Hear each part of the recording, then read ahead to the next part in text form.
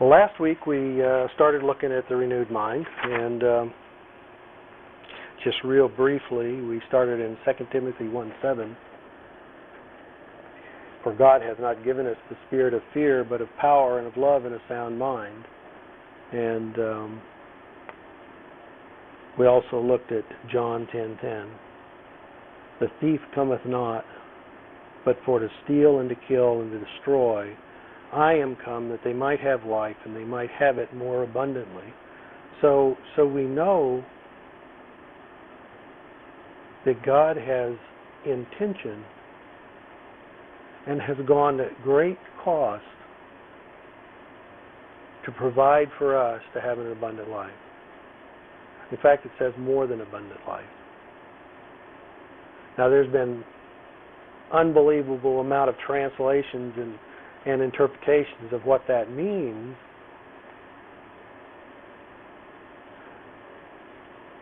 But it would be really cool to finally understand what that means.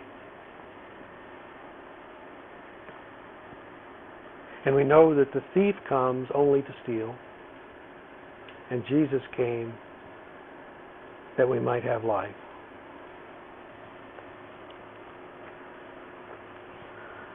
If you want to go to Romans chapter 12,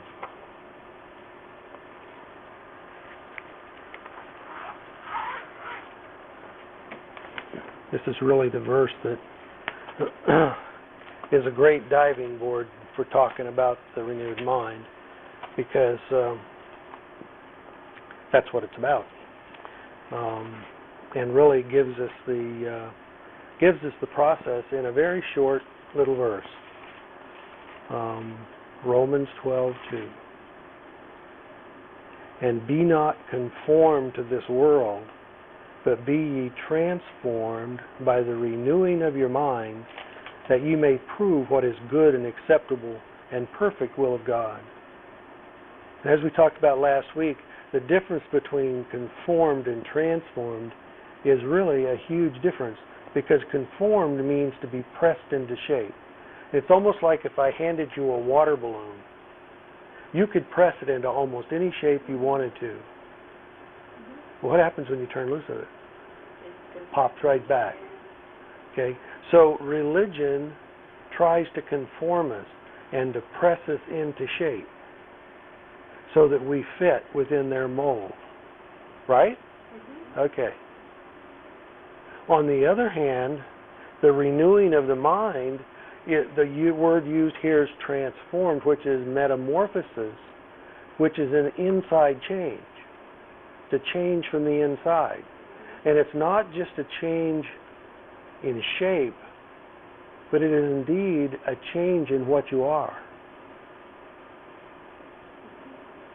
You know, it's just like that caterpillar that's a worm that goes through the metamorphosis and ends up as a beautiful butterfly.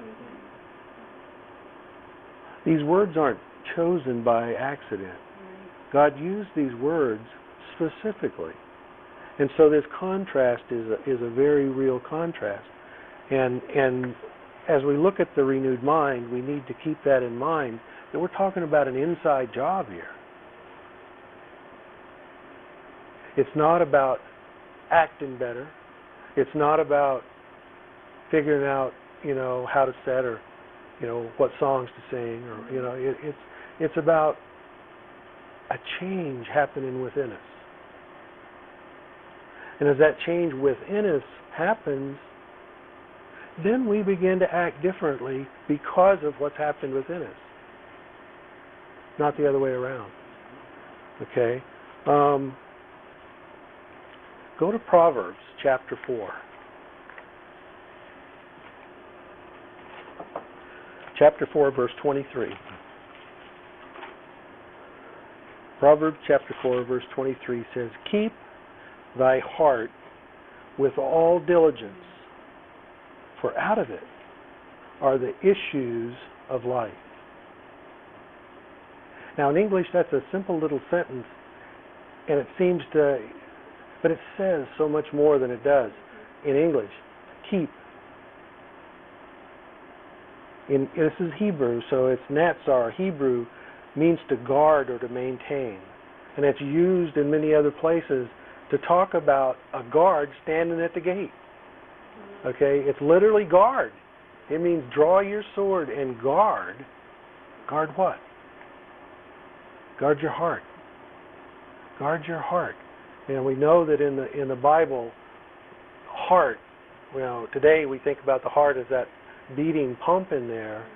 But in the Bible, when it says heart, and we'll get more into that in probably next week, because we're going to get into the words for mind in the New Testament, and one of the words is heart. Moose, I've got a poster over here. I'll describe it for you. What I've got is two circles, and a big circle with a little circle inside of it. And the big circle represents our mind. And inside of there is a smaller circle, and in the middle of that is the word heart. Okay? Now, our heart, from a biblical sense, is part of our mind. But it's not our whole mind. The heart is that part of us that is firmly convinced. It's our habitual mind response. It's who we are. It's that part of you when you stick your finger against the burner at the stove that says, move that hand. And you do it so fast you don't even think about it. But to move your hand, the way the brain works, you had to think about it. It's just such an automatic response that you don't have to sit there and think, okay, now what do I do? Okay, move my finger back, now move my arm. Okay, because it's in your heart. It's at the point where believing happens. Believing equals receiving. If at the heart of you,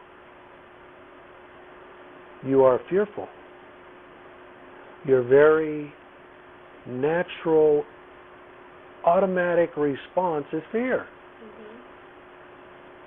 And if that truly is your heart, you can say, I'm not afraid, but you're still afraid. Okay? And it is indeed the heart that needs to be renewed. Okay? So Proverbs 4:23.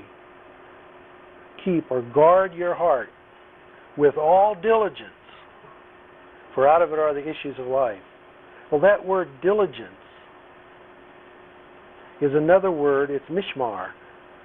Another Hebrew word, guess what? It means to guard. It's used in the same way the other one is. Guess what? It's a figure of speech. It's used in two words repetitiously to emphasize that you need to guard. And really in English we would say guard your thoughts with much guarding. Don't go to sleep. Don't let your guard down. Guard it. Guard your thoughts. Guard your heart. Because out of it are the issues of life. Now that word issues is a very interesting word.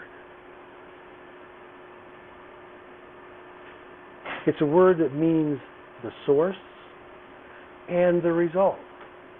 And here's a mind picture for you of what this word means. Think about high in the mountains, there's this little spring. And there out of the ground bubbles this nice clean water. And it trickles down the mountain and joins with others. And further down it joins with others and becomes a big stream. And then it goes into a river. And that river goes into the huge river like the Mississippi. And it ends up in the ocean. And out there in the ocean, the sun hits it, it evaporates. And it goes up into the clouds, blows in over the mountains, and it rains back down on the mountains. goes through the mountains and purified, comes bubbling out of that little spring again. That's what this word means. The issues, the whole cycle of your life. Guard your thoughts with much guarding, for out of your thoughts results your way and quality of life.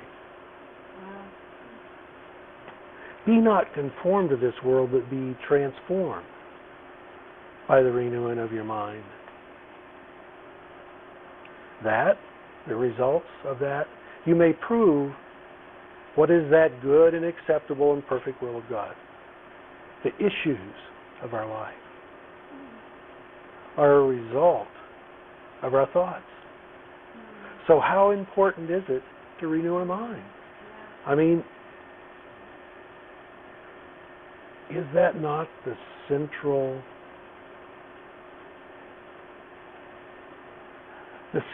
thing that we as believers do? We are born again. We're born of God's seed. And then he says, renew your mind. Now, here's something that in all my years of studying the Word and living life, I have discovered. It's simple, but it's profound. If God said that he would do it, he will do it. Mm-hmm.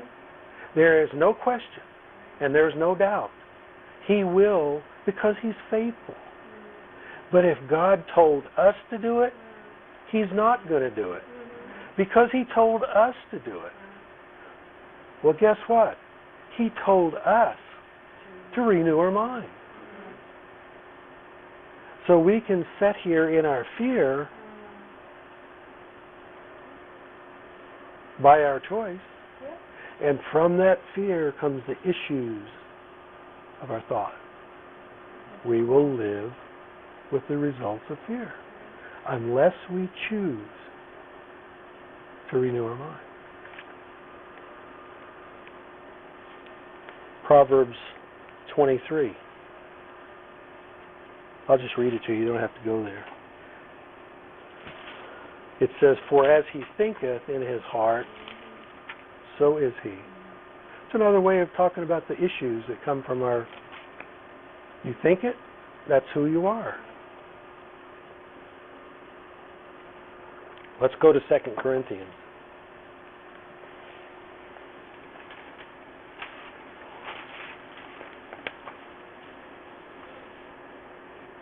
Second Corinthians chapter 10, verse 3.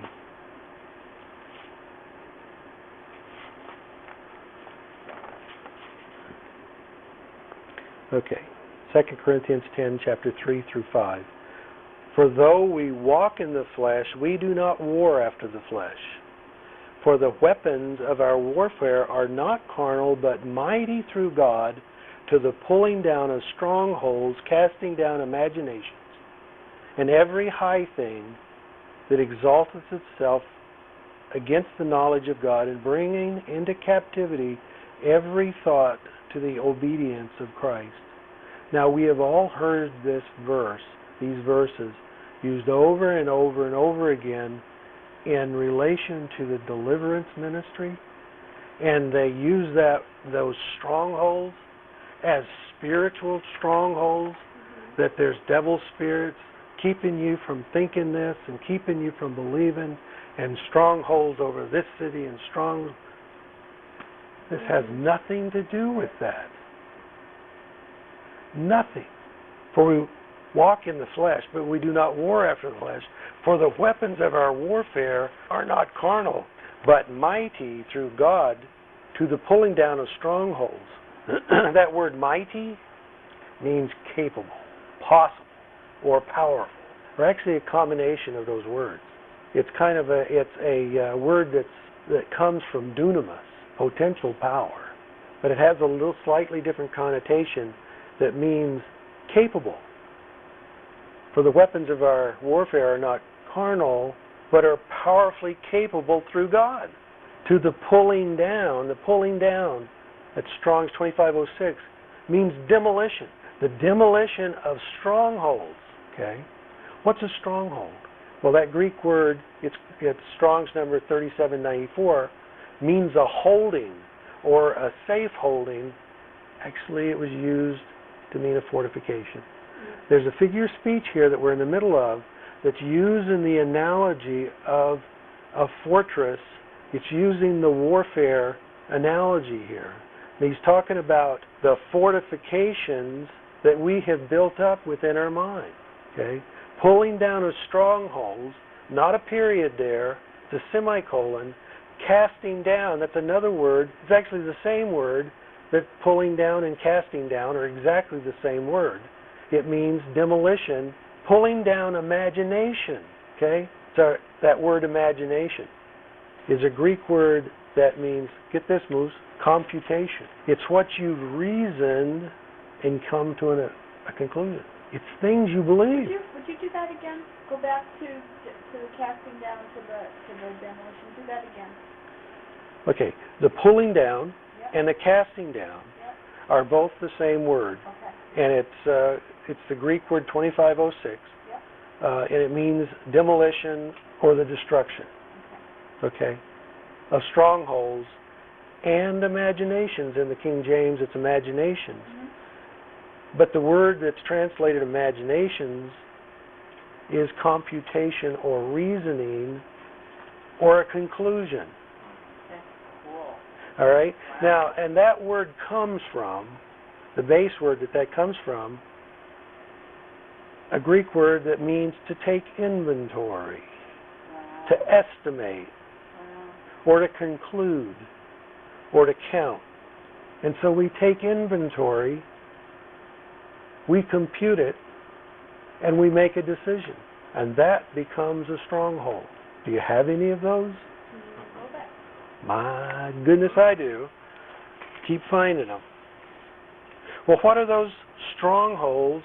Okay, it's strongholds, and then let's go back to verse 5. Casting down imaginations and every high thing that exalteth itself against the knowledge of God. Okay, here again, that word high things, people use it, and they teach that the strongholds are spiritual strongholds and they're devil spirits, and they say the high things it's referring. But it's not. It's a continuation of the analogy. A high thing is a barrier in a fort. It's the wall of the fort. It's the hedge around the city that there's guards at to keep the enemy from coming in. And we have those within our mind. So casting down imaginations and every high thing, every barrier that exalts itself, every barrier that rises up against what? The knowledge of God. For the weapons, verse 4, the weapons of our warfare, for the weapons of our warfare are not carnal but mighty through God, and pulling down of strongholds, casting down imaginations, and every high thing that exalteth itself against the knowledge of God, and bringing into captivity every thought to the obedience of Christ. Now there in 3 verses is a description of the renewed mind. A renewed mind has every thought in captivity. You have them in captivity. You control them in obedience to Christ. That's our goal. The renewed mind is the key to power, love, and a sound mind. Remember that verse where we started? That is the key. That is the key. And the process, it doesn't happen in one fell swoop. How wonderful it would be if it did. But evidently that was not God's plan. Or when we got born again, we would have received a perfectly renewed mind. But we got Christ in us, the mind of Christ in us. We have Christ in us. He is our source. He is our all in all, to bring into captivity every thought to the obedience of Christ. There's so many strongholds that we have. Religion just fills us with all of these things. We're always looking for methods. And when we get aggravated at the method that we're doing, we look for a new method. Something that I've sadly discovered lately was, I've been really excited that the internet is just full of stuff about the house church movement. Mm-hmm. And I thought, people are waking up and they're moving away from the prophetic movement. But the more I read and the more I find out, the same people are behind that movement as is behind the prophetic movement. It's just another method, okay? I'm not saying all of them, but if you, by the way, Moose, you sent me a thing about a website. I went to that website, and it is a good website. They got some great articles on there, and links to all sorts of places that have some good articles. And I saved it as a favorite, and I've been checking it out. How do you know if a book can be trusted, or if a website is? Well, number one, if a person made it, there's a problem somewhere, because nobody's perfect. I guarantee you there's things on my website that one of these days I'll discover and say, whoa, I got to get rid of that, or I've got to change that. I do that all the time, because I learn and I discover, oh, that wasn't so good. But here's a clue. You know what I do is I go to a website, and if it has a way to search the site, I put in Christ in you, and I do a search, because that's where it all starts. And if they're talking about Christian life, and if they don't know about Christ in you, what are they talking about? Another method. Okay? And then I start looking at who they credit. And like if you look in a book, go to the back and see who they credit with all of it, where they got all of their stuff. And you'll be surprised sometimes at who they consider to be great scholars. And that makes you a little bit suspect of the book. Why do I say that? Because as we're renewing our mind, what we put in our mind results in the issues of life. We need to guard with all guarding, because we are being attacked and come at from every direction. It's not just those that are obviously the world, but we're coming at from every direction religiously. And so, truly, everything that we read, everything that we hear, we need to have a filter up and catch the stuff that's not the Word. Now, I went to that website, Moose, and there's some wonderful stuff on there, but I have to have my filter on. Right, yeah. When I'm talking to you, Moose, I hope you've got your filter on, because sometimes things come out of me that's not the Word. And we all need to have our filter. We have to guard with all guarding. And for today, I think I'm just going to talk about two kinds of knowledge that's available to us, and we'll close with that, just kind of as an introduction to where we're going next week. As believers, we have two sources of knowledge. One is natural knowledge, and the other is spiritual knowledge. We have Christ in us. We have the mind of Christ. And our brain, our thought process, our mind can communicate with spirit. It also communicates quite nicely with the natural world. So we really have a choice. We have a choice of either natural knowledge, and we need both. We have to have both. Natural knowledge and spiritual knowledge. On the natural side, we have 5 senses, and that's how we take in knowledge. And we're doing it all the time. Well, on the spiritual side, we receive information from Spirit, and that's Holy Spirit.